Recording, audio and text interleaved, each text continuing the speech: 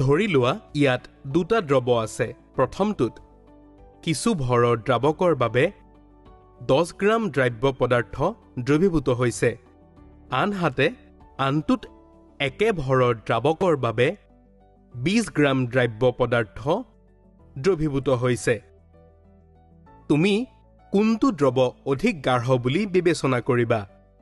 আমি শিকো আহা পানী হৈছে এক উত্তম দ্ৰাৱক কিয়নো ইয়াত বিভিন্ন প্ৰকাৰৰ পদাৰ্থ দ্ৰৱীভূত কৰিব পাৰে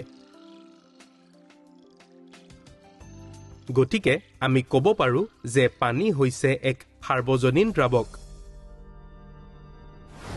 পৃথিৱীত তৰল দ্ৰৱণৰ আটাইতকৈ ডাঙৰ জলাধাৰ হৈছে মহাসাগৰ কিন্তু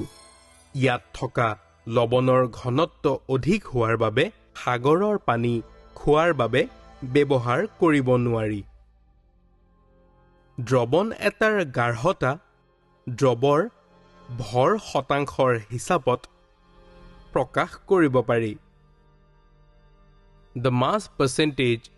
of the solute that is weight divided by weight percentage equals mass of the solute upon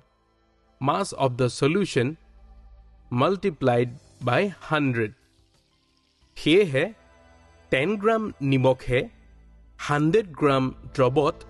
10% weight by weight percentage নিমখ দ্ৰৱ প্ৰদান কৰে যেতিয়া দ্ৰাৱক এটাত এনেদৰে দ্ৰৱীভূত হয় যে ইয়াৰ কিছু সংখ্যক প্ৰদত্ত উষ্ণতাত দ্ৰৱীভূত কৰিব পাৰি তেন্তে দ্ৰৱটোক এক অসংপৃক্ত দ্ৰৱ বুলি কোৱা হয়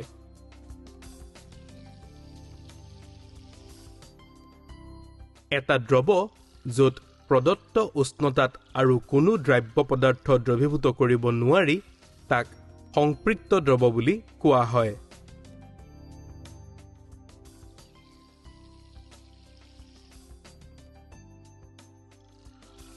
যদি তুমি এই দ্ৰৱটোত আৰু অধিক দ্ৰব্য যোগ দিয়া ই দ্ৰৱীভূত নহয় দ্ৰৱটো কিছু সময়ৰ বাবে গৰম কৰিলে যোগ দিয়া দ্ৰব্য দ্ৰৱীভূত হয় আৰু আমি এক অতি সংপৃক্ত দ্ৰৱ লাভ কৰোঁ সংক্ষিপ্ত ৰূপত দ্ৰৱ এটাৰ গাঢ়তা দ্ৰব্যৰ ভৰ শতাংশৰ হিচাপত প্ৰকাশ কৰিব পাৰি যেতিয়া এটা দ্ৰব্য এটা দ্ৰাৱকত এনেদৰে দ্ৰৱীভূত হয় যে ইয়াৰ কিছু সংখ্যক প্ৰদত্ত উষ্ণতাত দ্ৰৱীভূত কৰিব পাৰি তেন্তে দ্ৰৱটোক অসংপৃক্ত দ্ৰৱ বুলি কোৱা হয় এক দ্ৰৱ য'ত প্ৰদত্ত উষ্ণতাত আৰু কোনো দ্ৰব্য পদাৰ্থ দ্ৰৱীভূত কৰিব নোৱাৰি তাক কোৱা হয় সংপৃক্ত দ্ৰৱ